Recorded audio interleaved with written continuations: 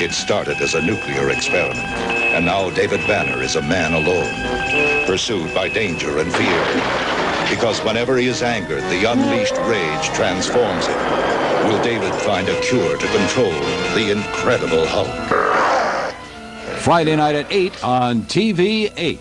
Man, let's hear it for you. Just, going all out for this show. Oh, yeah. Well, you got to do what you got to do, man, because, we just did Earthquakes Happen, man. We got to stay ahead of the curve because we're wasting a whole episode here just talking about what already went fast. Hey, it's all right. It's okay. Even if you get... I'm just joking. Yeah, even if you get even, that would still be okay. So... Yeah. No problem. All right, so you saw kind of the questions I was going to look at, right? Yeah. I got ideas for all of them.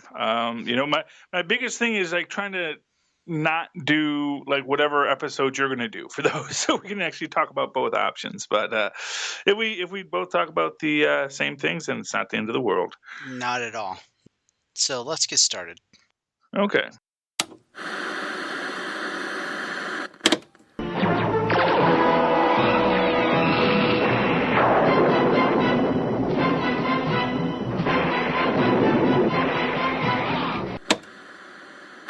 Mr. McGee, don't make me angry. You wouldn't like me when I'm angry. You are about to listen to the Totally Super Awesome 80s Reboot Overdrive podcast.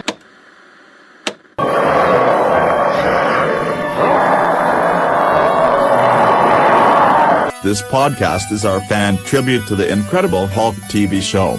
Be advised it has been exposed to radiation and we caution to listen at your own risk. You have now entered GammaCast.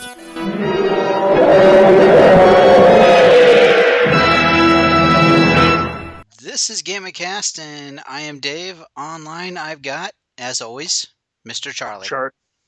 Yep, that's me, Charlie. Yes, I was going to announce myself, but you did it for me. Oh, Thank there you. you go. and so what we're going to do today is we're doing things a little differently, because what we talked about on our last episode is we wanted to do a season 1 wrap-up episode.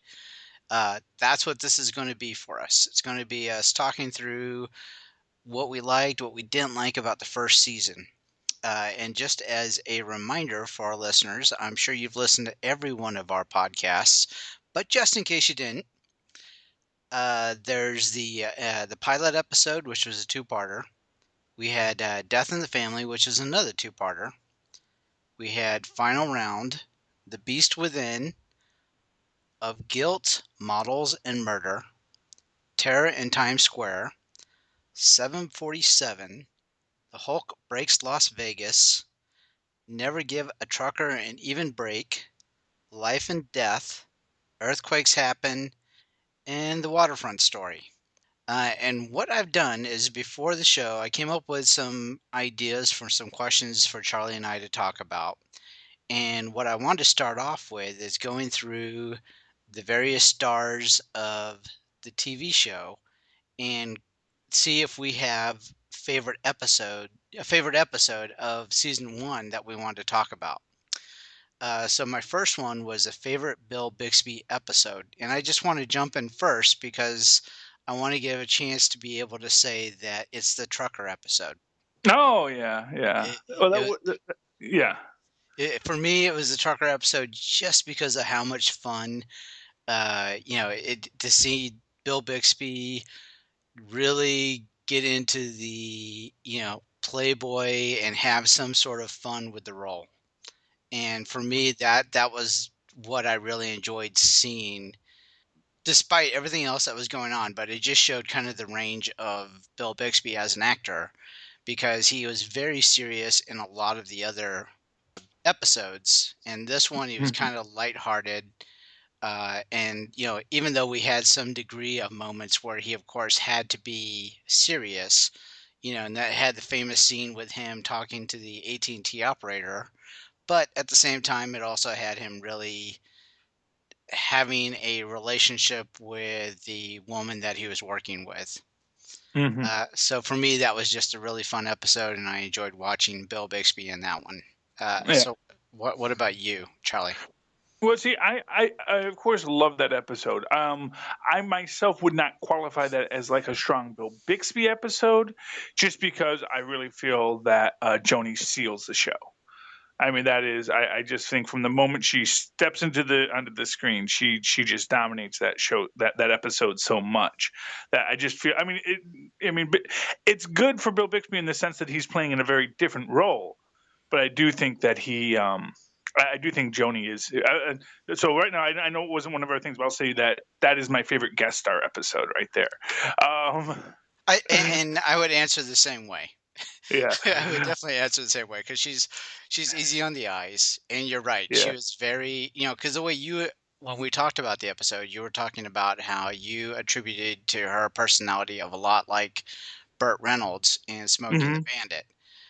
yeah, So I could see how that would definitely be something that you would enjoy, that you would have enjoyed in that perspective.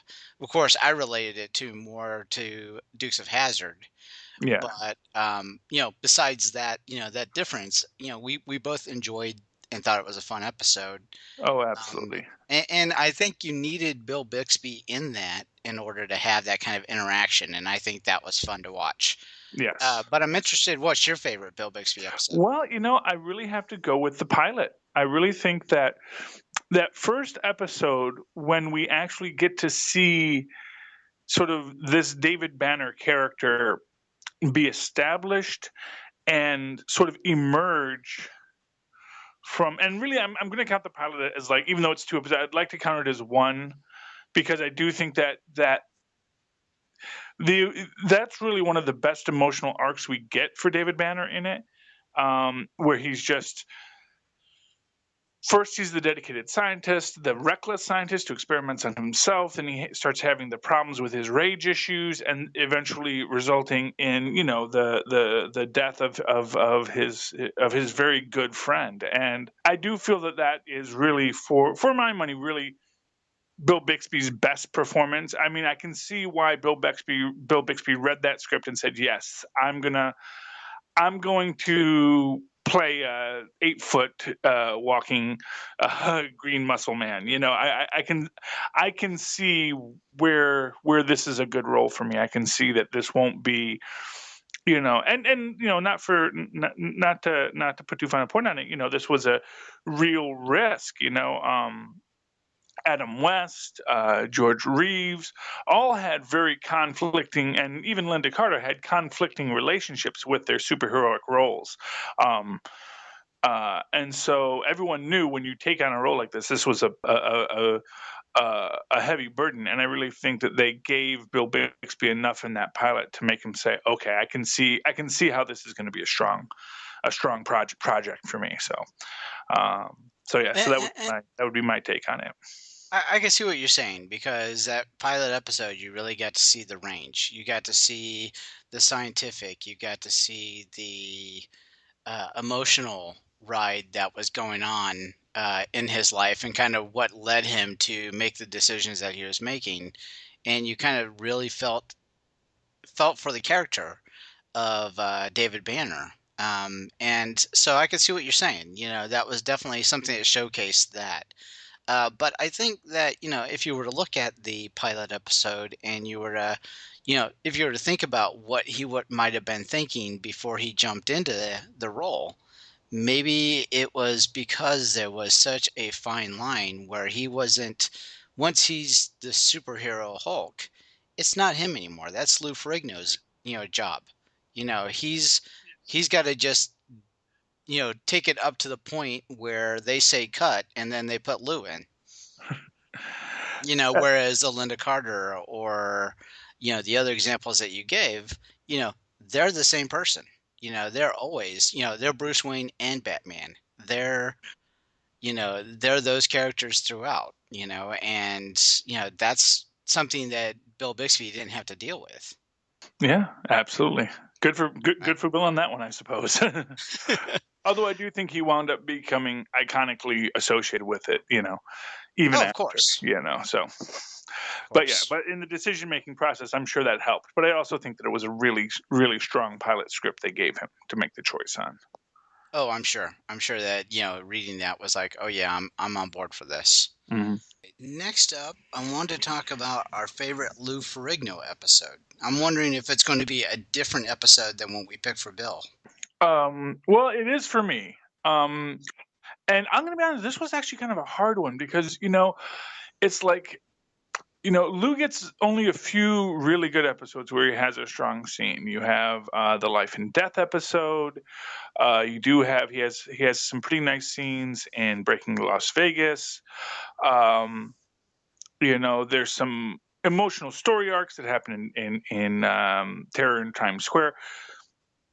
But for me, the best Lou Ferrigno episode, and again, I'm going to front load it on this, is Death in the Family, Part One, and it really all comes down to the Frankenstein scene where he's with the hermit and he's interacting with the guy, and he doesn't get to speak, but really you're watching that and you're almost waiting for him to speak, and I felt that he really handled the Hulk character very well in that episode overall. And I think that there are several other scenes where you do get a good, both transformation and the Hulk trying to figure out where he is and what he's going to do next. That I really think that you get some of your strongest Lou Ferrigno performances there. And again, I got to say that the scene with him and the hermit hobo guy, in the around the campfire, really, really sells what Lou Ferrigno could do as an actor. Yeah, and you know what I guess deterred me away from that episode for Lou was there was a scene where the girl kind of has the Hulk shoo away to go hide. And it almost looks like he's a lost puppy at that point. And Yeah. now I'm not giving that bad credit to Lou because he, you know, obviously did great job acting, but I questioned the script, Mhm. of having that moment in there. And to me, that's what deterred away from that episode or Lou in that episode. Yeah, well, there are a lot of parts of that episode where they made some interesting choices. I mean, as I've spoken about the infantilization of the female lead in that, just as a starting point, and then moving on with that. I mean, I guess that didn't bother me so much in the sense that I do think that at times the Hulk is meant to be, kind of a lost puppy, is meant to be kind of a gentle giant, that he is not, that he's only aggressive when people are aggressive to him, you know, Right. that when he's at peace, he's actually pretty calm, and he's really, which is kind of an interesting take on it. That we think of the Hulk as this creature of rage, and I think that in the way that Lou Ferrigno plays him, he's not a creature of rage. He's actually just a creature that is, separate from his human identity and trying to understand the world. As there's a great line in the Incredible Hulk movie when he's talking about what it's like when he turns into the Hulk. This is Edward Norton. He says it's like looking through the world through a dirty ashtray, and in one way that's derogatory towards the Hulk and saying that the Hulk is blinded by rage, but in the same way I kind of see it, maybe you can turn that backwards, and that the Hulk is looking at all of his knowledge and memories through this dirty ashtray back at Banner, that he doesn't know where he's going. Like, he has this idea, he can see the sense of it, but that he is very lost in this world because he can't really access who Banner was when he becomes the Hulk. So he's just basically has only this inkling of a grown man's knowledge and enough to direct him towards what his next task could be, but not enough to really, interact or make an independent choice. Yeah, and I guess we saw that with like Life and Death because he had the forethought to continue to go up the stairs to try to save the lady and her baby. Mm-hmm.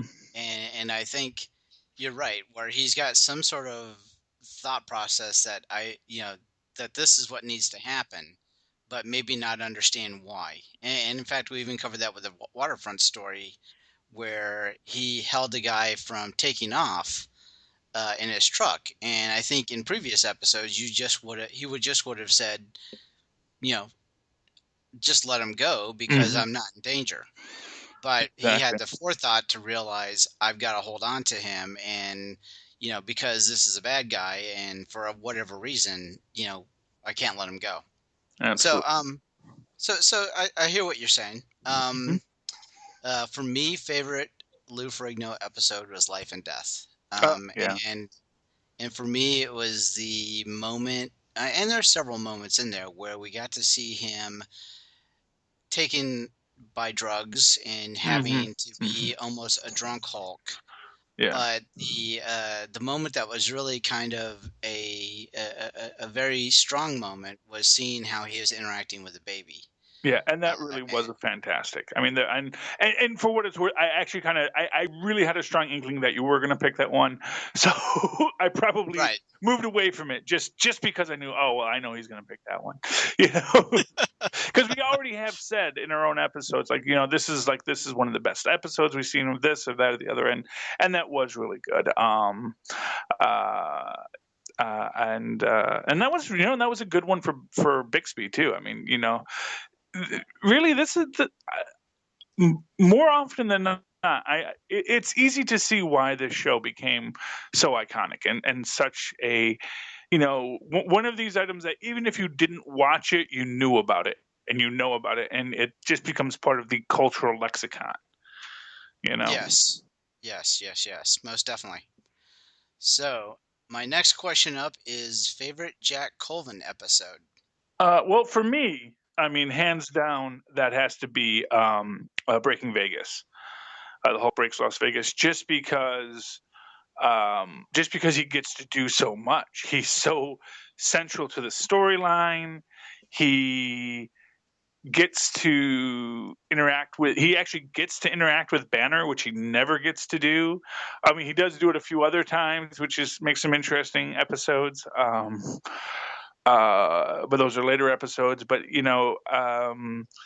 just the fact that you really get and you get so much. This is one of these things I keep on coming back to on this. It's such a fascinating dichotomy they have with the Jack McGee character, that he is clearly meant to be a reporter for the National Enquirer, the Weekly World News, something that is meant to be, like I say, it's the National Register because that's where you find it, right next to the cash register.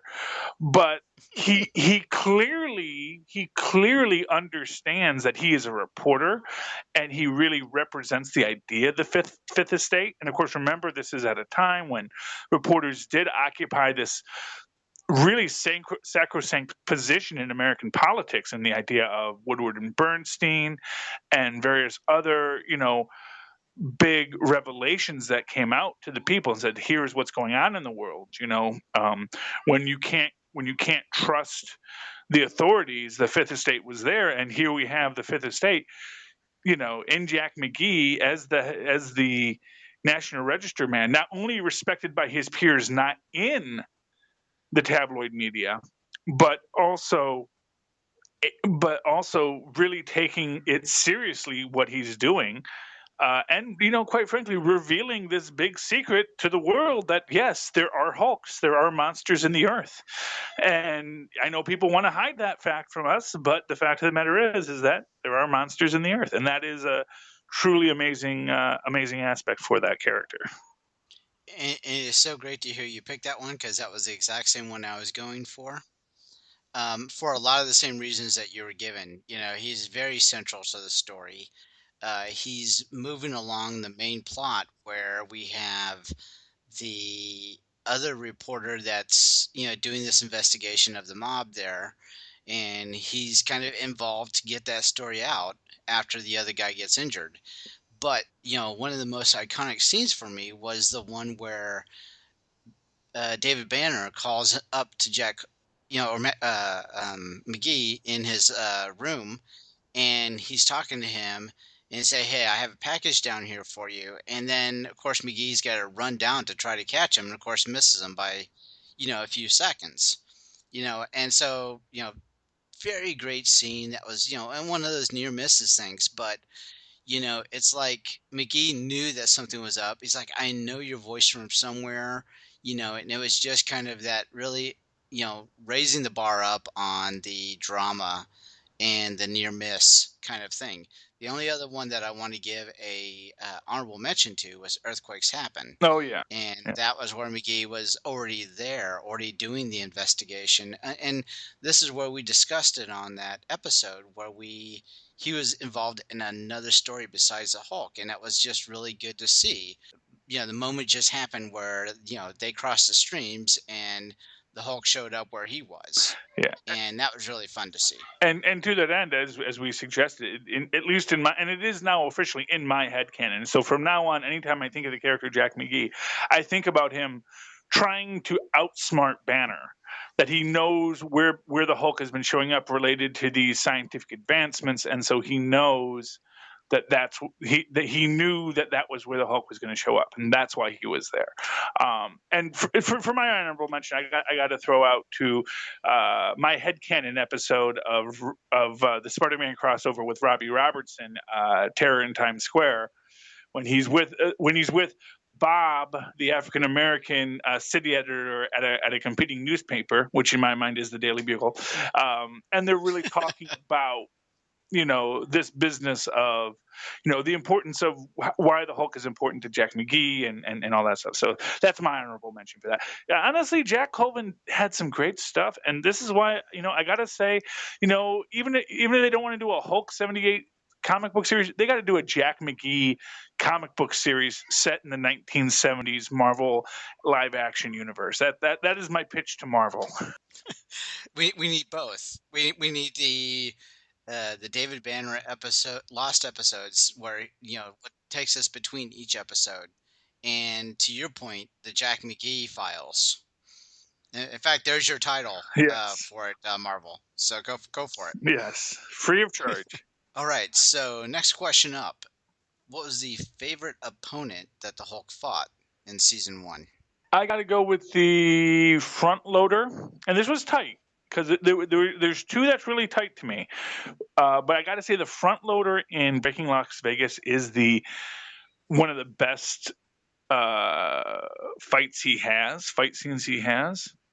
Right. My second choice would have been the car crusher in Guilt, Models, and Murder. Yeah. And the only reason why that one loses, because to me that one's the really iconic one, the idea of the Hulk bursting out of the car crusher, because that's something they've done in the comic books and the cartoons and things like that.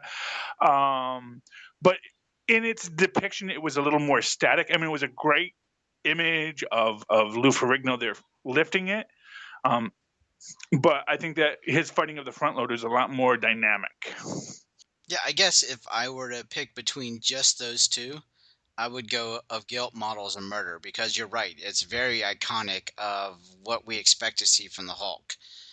Where you've got that car crusher going on and him just holding it up and stopping it. Yeah. But that's not my favorite one. Yeah, I can guess what your favorite one is. Oh, let's hear it. What do you think? Oh, I think you're going to go for the bear. Of course, I got to go with the bear. Who wouldn't go for the bear? It is classic and iconic. The only reason I wouldn't go for the bear was because of the camp aspect of it. The bear goes flying. It was just way campy. Yeah.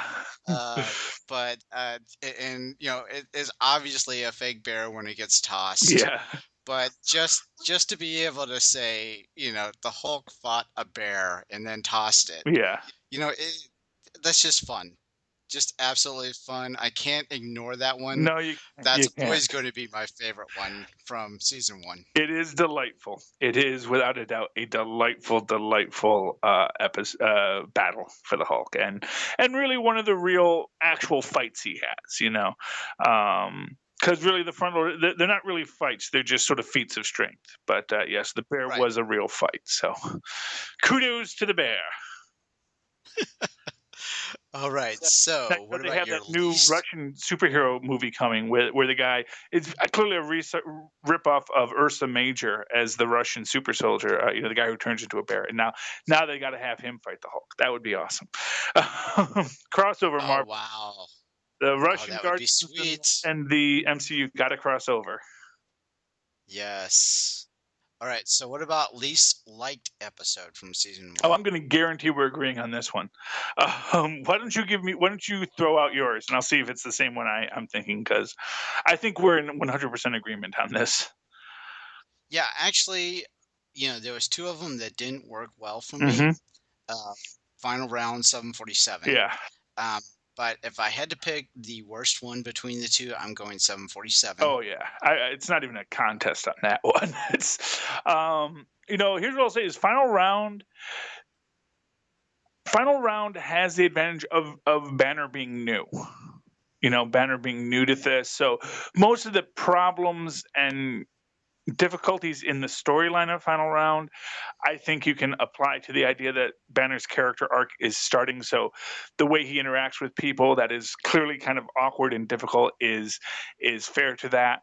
And what I will give to the Final Round always is the fact that they don't give it a storybook ending. That the storybook ending is the guy realizes, oh, I shouldn't be a fighter. I should give up my dreams and go fix cars. And it's such a different view than what you expect from a fantasy episode.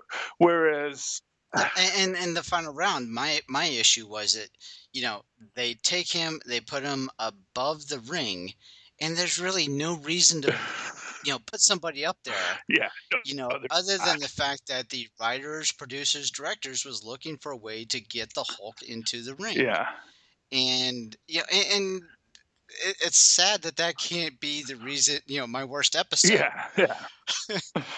But I can't wrap my head around that, and that's what I'm really having difficulty with. But I give the Final Round a little more credit because they had the co-star that was in the Karate Kid. Oh yeah, yeah, and playing such a different role. Right, and so I give that episode a little more credit versus where 747, it. I don't know. Just I don't see a reason why we really needed a Hulk in this episode. And the thing is, I don't see anything redeemable about 747 as a Hulk story. And everything, and as I said, from the timeline in the start, where he's in San Francisco, has to get to Chicago before a guy leaves that day at 5 o'clock. It's not even like the guy's working late, where he said, well, he usually works late, or he'll be here till 8. If they had done something like that, that would have been fine. But it's like, nope, he's out the door at 5, and you're in San Francisco, and it's already light out in San Francisco, so good luck with that, buddy. Just the entire premise of why and then of course, of all the planes in all the world, he had to walk into that one that happened to also be moving the Kin-Cut treasures, which led to someone to try and create it. It's like, compared to that, the idea that, well, we'll put him in the cage above the ring is like, that was lazy writing. This was just, like I said. And here's another one that I didn't even bring up on that episode, and I was just thinking it through. Was of all the people on that plane, a big 747, the person sitting right next to him is the one that gets drugged. Oh, of course. And I still don't know it's like, what the whole come plotline was on. supposed to be between the divorcee and the guy who owned the shoe store. I still don't. Was that supposed to be romantic? Was that supposed to be? What was? I understand you had to have this kid there, whose dad flew planes or let him fly on his plane. I guess I sort of understand that. But yeah, Right. 747, just start to finish, it was just a difficult episode to watch. And I think when we were talking about that episode, I think you were trying to give it a little more credit because you probably just didn't want to be the two of us just bashing it. No. So I'll give you credit for that. Yeah. No, it's like this. I can there are some neat thoughts in it. Like I said, it was neat to have the Hulk, telling Banner maintain, and that I thought that one scene was good. After that, everything else was pretty much a wash. Let's move on to our favorite episode from season 1. What do you think? Oh, favorite episode from season 1. I think that's so hard because it's like every single one has things that go wrong and things that go good. I guess what. I think if I just looked at all of them and I said this, if I'm not going to say the trucker episode, which was without a doubt the most fun episode, never give a trucker any of it, which was the most fun episode, the most delightful episode to watch. If I'm not going to go for that one, because that one is kind of one that kind of pulls out, I think I might go with Guilt, Models, and Murder.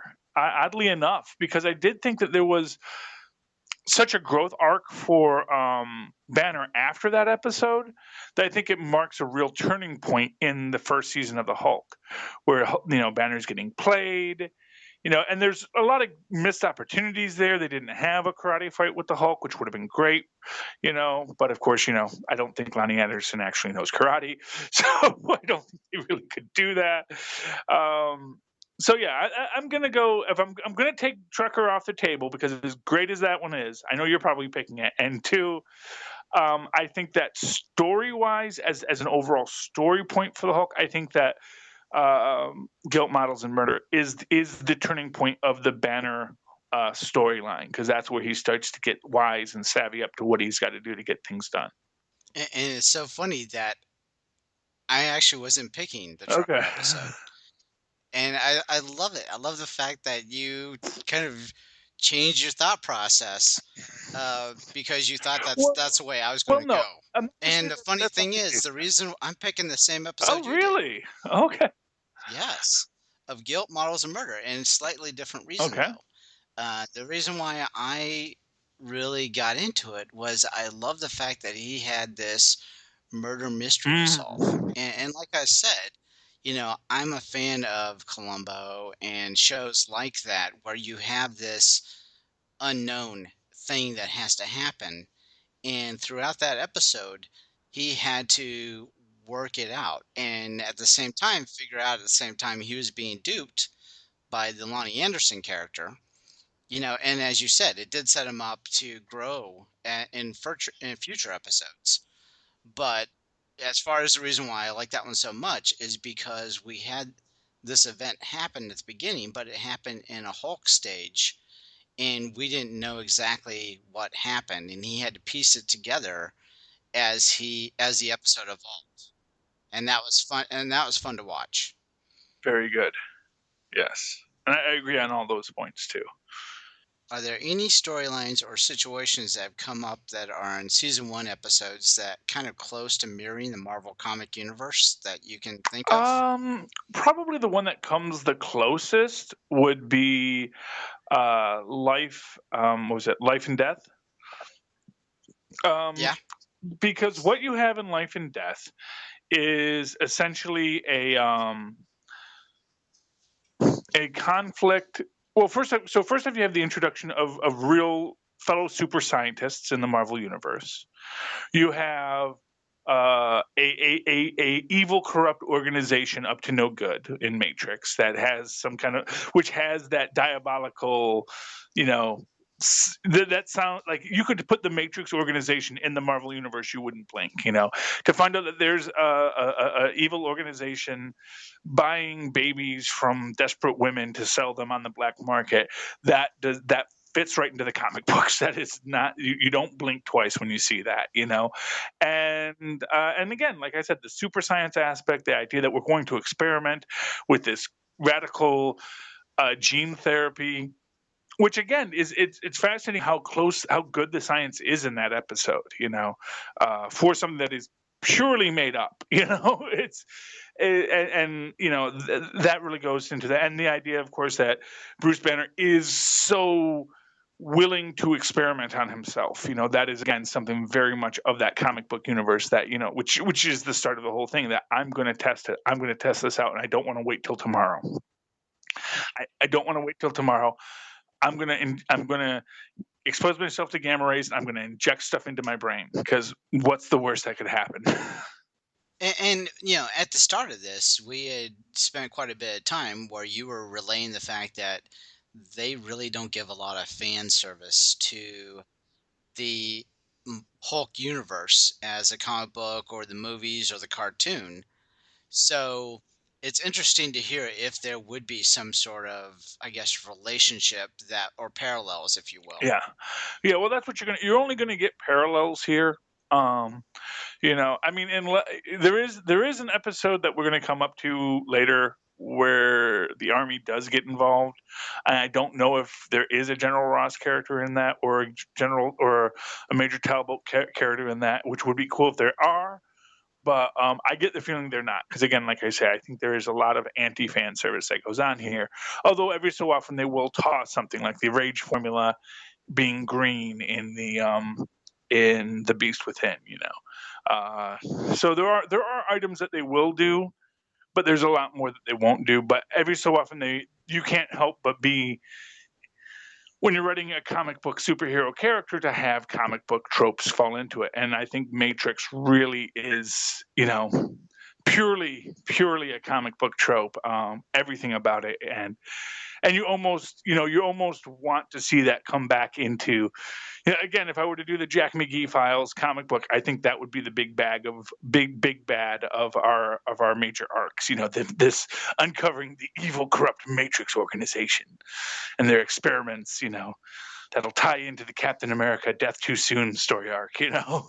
Exactly. I guess you can put Jack McGee in kind of looping the whole universe together, with different stories that he'd be able to, work through. All right, Marvel, you need to work on this for us. That's all there is. I am available. All right, so I know that the Hulk universe has a lot of major villains that get tossed in there. And the Hulk in this TV series is arguably a bit weaker than what we see with the movie versions of the cartoon versions. Do you think that there's any villains that are in the comic book world that would work in this TV series? Absolutely. I mean, and honestly, that's kind of my thing, is that the whole reason to push the Jack McGee Files comic idea is because really you can fit most of them in here, because yes, the Hulk is depowered, but anyone else he's going to come into is going to be somewhat depowered too. So you can have the Hulk fight the Rhino, or have the Hulk fight, any other, bruiser character, or even a character like the Leader, with his fighting robots, But really, the one that like I said, they might actually make some reference to this when they do have the episode where the Hulk does get captured by the Army. But though I don't know if that's true, and I'm not quite sure what season it happens in. If they were going to do that, I mean, really, the villain of the piece that this series needed would have been General Thaddeus Thunderbolt Ross. The idea of the guy obsessed with the Hulk, wanting to capture him. Now, you get that in the Jack McGee character, is with this Ahab's quest to just confirm the existence of the Hulk. But in that sense, Jack McGee isn't really a villain so much as an antagonist. Jack McGee is the Hulk's antagonist. He doesn't really have a villain. In many ways, for David Banner, the Hulk is the villain of the piece, because he is who he's fighting against. Although, then again, you could even do a much more complex story where really the Hulk is the hero and Banner trying to stop the Hulk, and the good that he does accomplish in this world is really the villain. So there's a lot of ways you can slice it up. But if they were to have incorporated any villain from the comic, Thunderbolt Ross is definitely the guy they really could have slipped in without too much trouble. Short of that, doing something with the Leader, or the Rhino, or any other Gamma empowered character like the Abomination. And like I said, we do get eventually we do get a Proto Hulk later, another season where we actually get him into have a Hulk on Hulk battle. It's not the Abomination, although it actually is a pretty cool character who, again, the Jack McGee Files would have really been served well with. Just to have. It's not. It's not. No. It's actually an old man Hulk. It's a guy who, in a previous, because basically in a later episode, I want to say it's next season, but it might be the third season, where the Hulk finds out about this scientist who had been doing similar research to what he had been doing, And then he finds out that there was apparently this legendary, monster that showed up around the same time he was doing his experiment. So he figures this guy must have done something, but then the monster disappears. So he figures there must be a cure.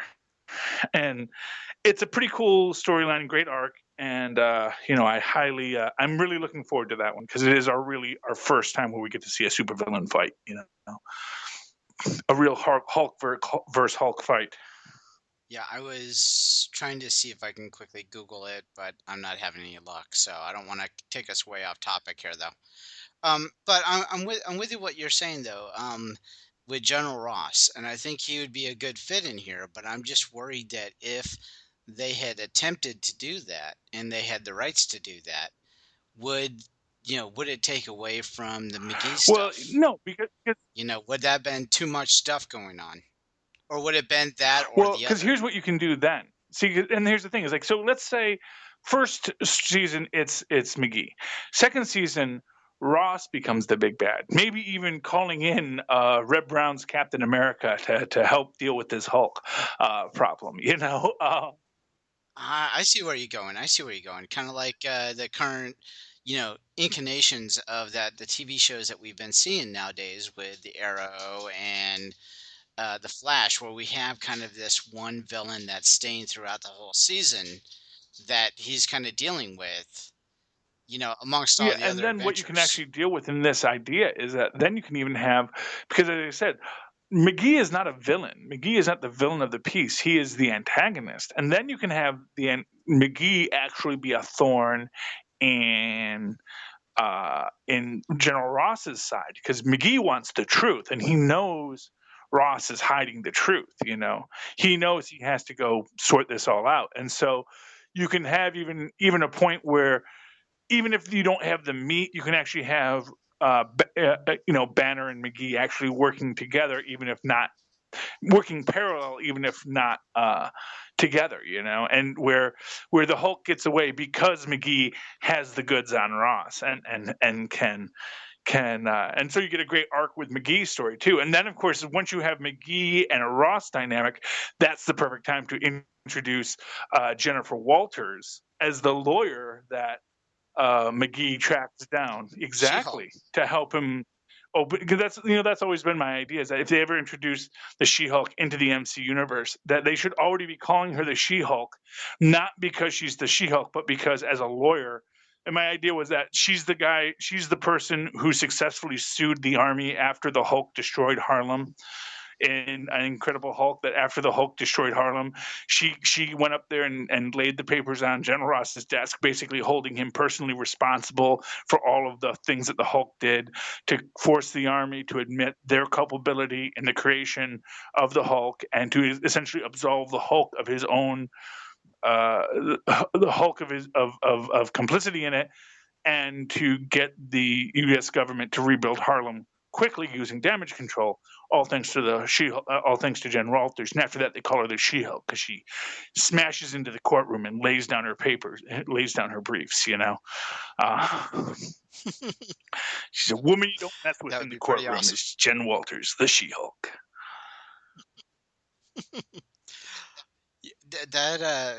That would be so awesome. Yeah, and then you could have her go up against Matt Murdock, and that's what everybody wants, the Matt Murdock She-Hulk fight in the courtroom. Yes.